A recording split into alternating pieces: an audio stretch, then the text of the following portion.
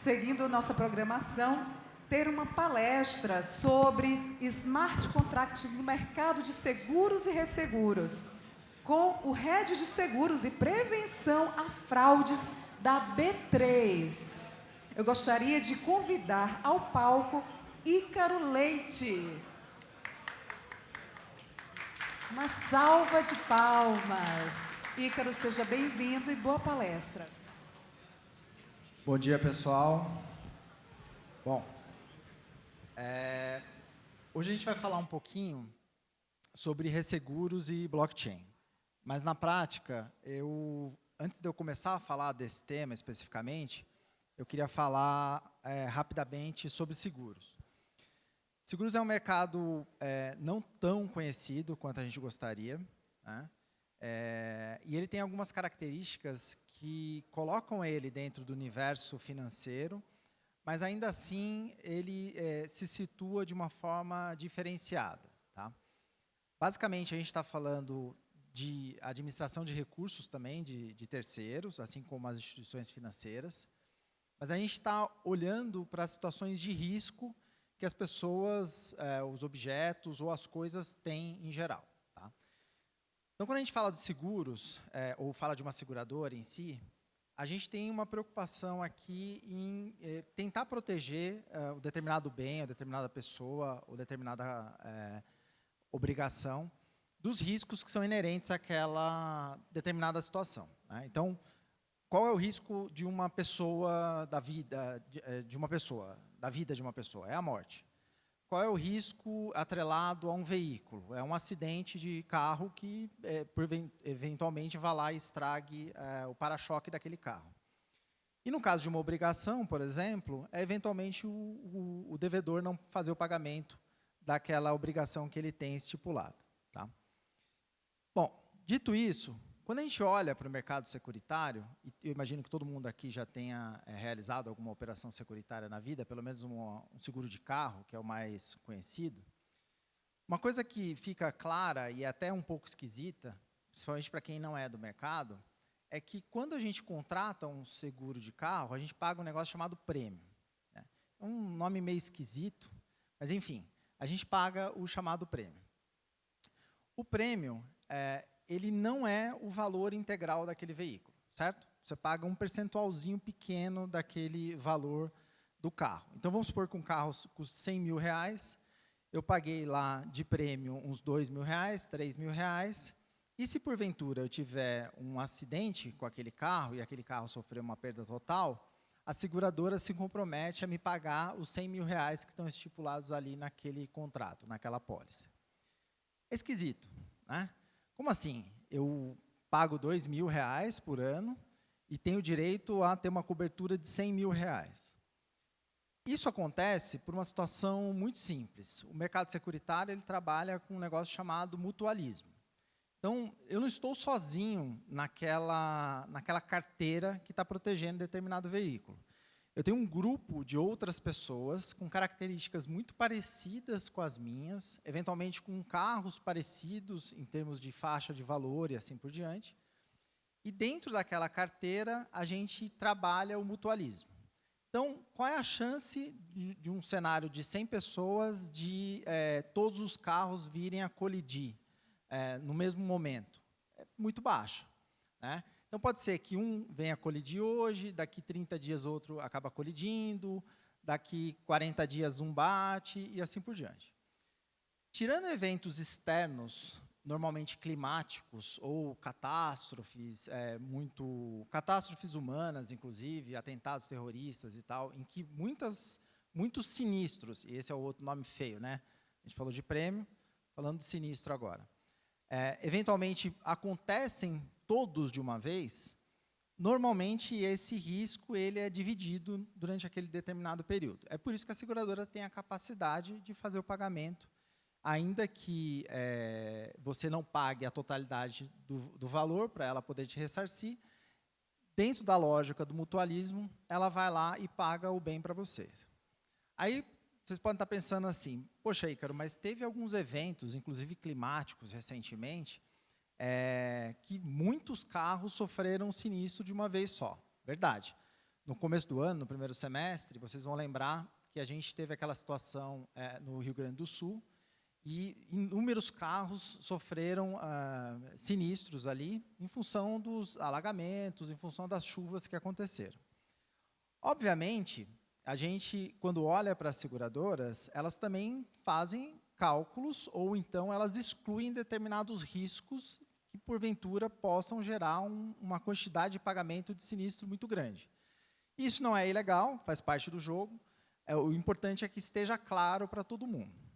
Mas, numa eventualidade da gente ter um sinistro muito grande ou uma situação em que inúmeros sinistros, indenizações precisam ser pagas de forma mais imediata, a gente precisa que a seguradora tenha capacidade de fazer os pagamentos. Tá? Se a seguradora não tiver capacidade de fazer os pagamentos, ela quebra e deixa, obviamente, um monte de gente sem receber as suas indenizações. Aí alguém pode estar perguntando, poxa, mas a gente está aqui num evento de blockchain, você falou que ia falar de resseguro, o que isso tem a ver com o tema? Quando a gente fala da seguradora por si só, ela possui um limite de capacidade para poder atuar no mercado. Tá? Então, a seguradora ela tem um cálculo atuarial bastante complexo, eu não vou entrar no detalhe, até porque eu não sou especialista na área, mas ela faz um cálculo seguindo algumas regras internacionais e regras domésticas, estipuladas pela própria SUSEP, em que ela tem uma capacidade, um limite, em que ela pode atuar naquele determinado mercado. Né? Então, se ela tem uma carteira, se ela se pretende a vender seguro alto, ela vai ter um limite que ela pode vender de apólices, ou seja, ela tem um limite de risco que ela poderia aceitar. Se ela ultrapassar esse limite, existem alguns caminhos, ou se ela quiser ultrapassar esse limite, existem alguns caminhos para ela poder equilibrar financeiramente as contas dela e a gente não correr o risco de, numa situação muito fora do normal, a seguradora venha a ter problemas de solvência. Tá? Uma primeira opção é o cosseguro, é a possibilidade de eu me juntar com uma outra seguradora e a gente dividir o risco de determinados mercados, determinadas apólices, determinadas carteiras. Ou então, a segunda opção é o mercado de resseguro. Então, por isso que eu falei um pouco do mercado securitário, para a gente entrar aqui no mercado de resseguro. O mercado de resseguro ele é muito específico, então não é muito simples a gente tratar dele no dia a dia. Tá? E eu vou tentar ser aqui o mais básico, simples possível, para que todo mundo possa entender. Tá?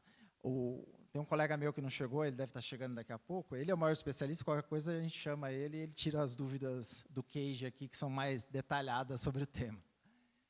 Mas quando a gente fala de resseguro, quem vai dar capacidade para aquela seguradora poder aceitar ainda mais riscos no mercado vai ser a resseguradora.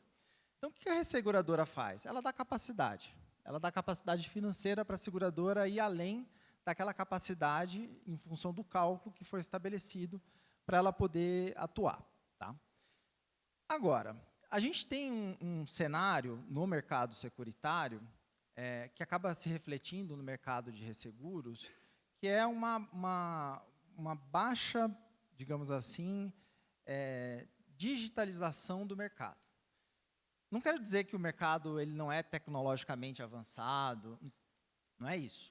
Mas ele atua em determinados nichos dentro da própria seguradora com mais ou menos tecnologia. Tá? Quando a gente fala especificamente da subscrição do risco, que é quem vai analisar ali, a área que vai analisar se dá para aceitar aquele risco ou não, a gente tem os cálculos que são praticamente os mesmos há muitos anos, e a gente vai ter alguns instrumentos que, eventualmente, são utilizados em forma de dados para poder aceitar ou não determinado risco. Tá? Então, vou dar um exemplo aqui. Historicamente, a gente sabe que o seguro do auto para a mulher é mais barato do que para o homem. Alguém arrisca dizer por quê? Eu arrisco.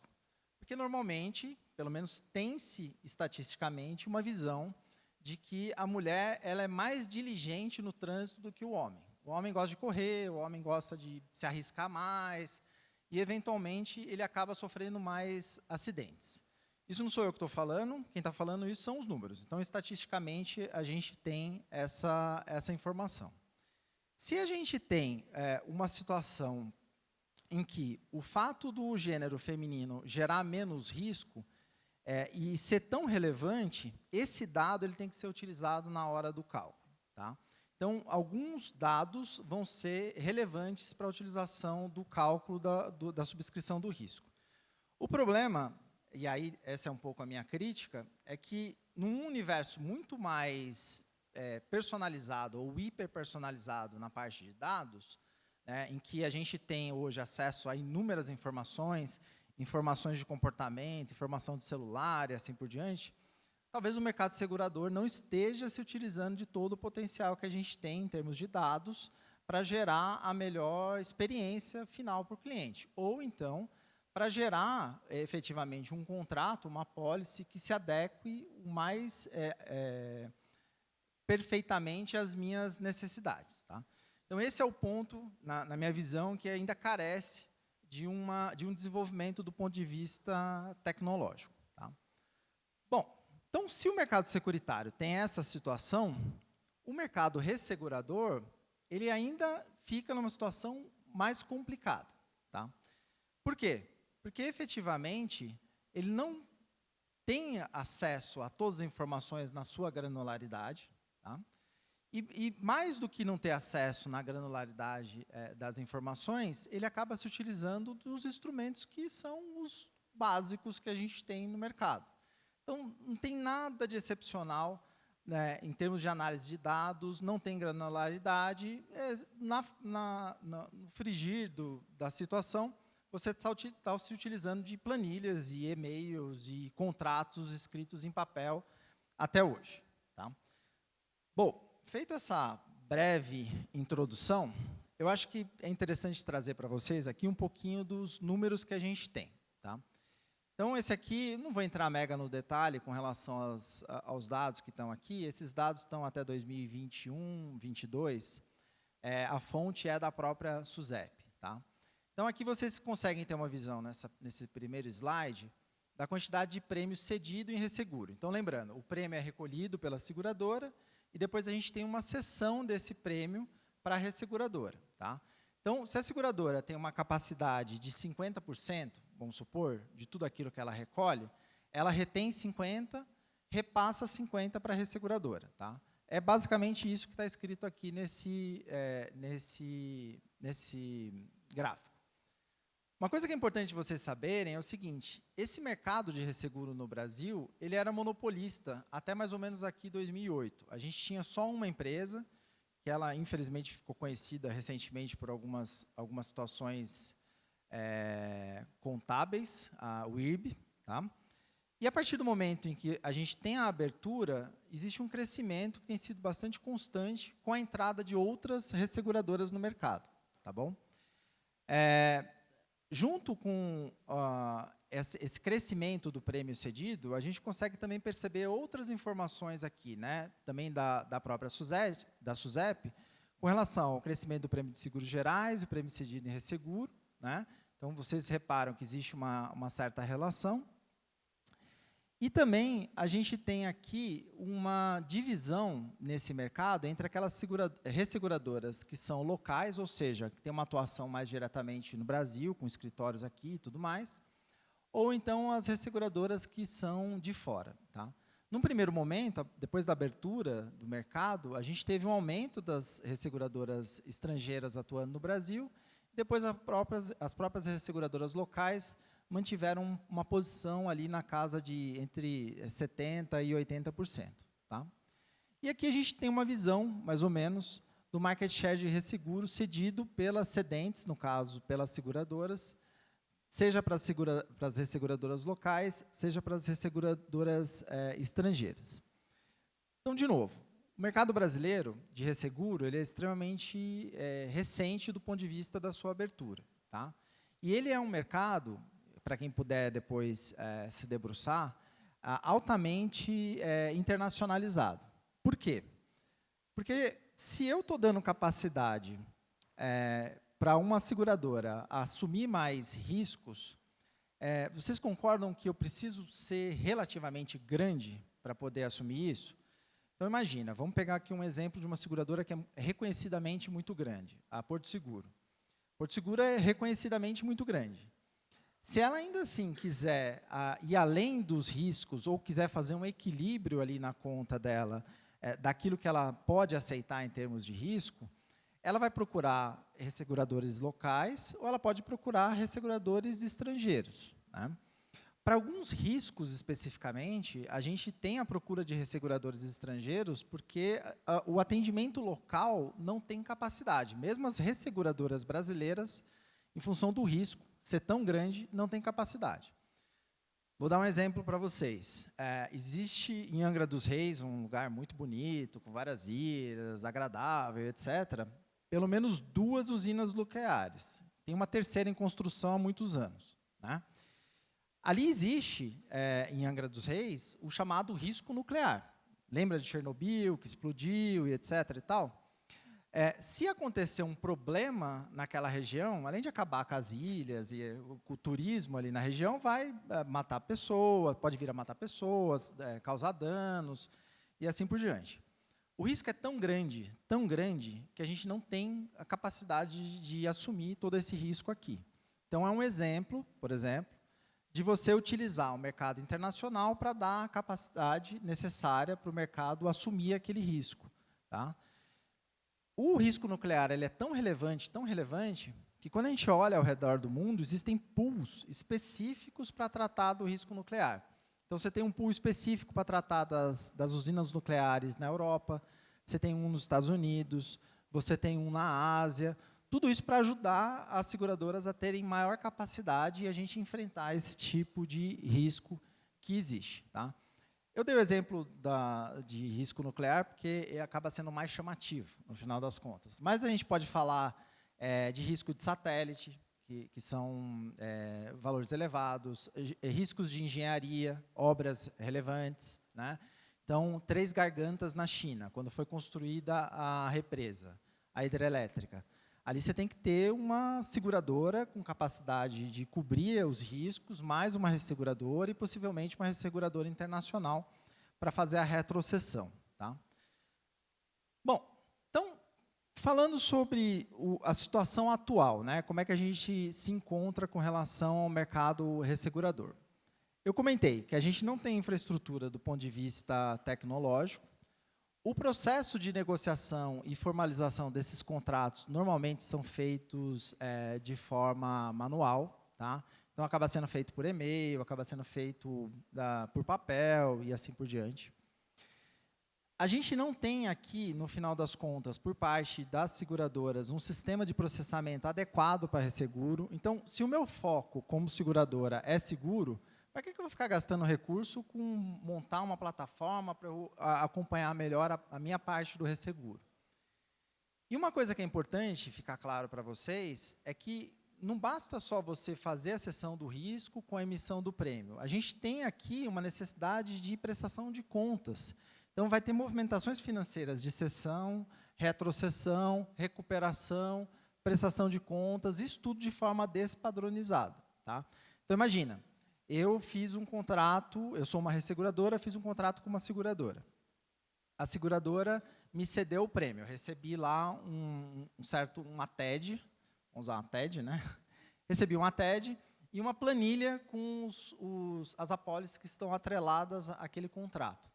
Como é que eu faço esse acompanhamento, né? Assim, hoje é de forma